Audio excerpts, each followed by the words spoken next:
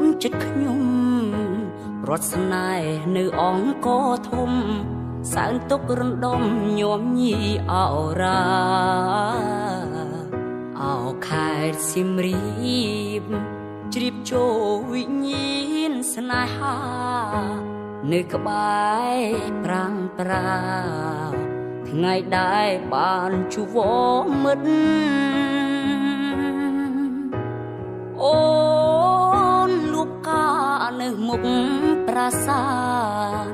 រូបបងទេសម្នាក់បាន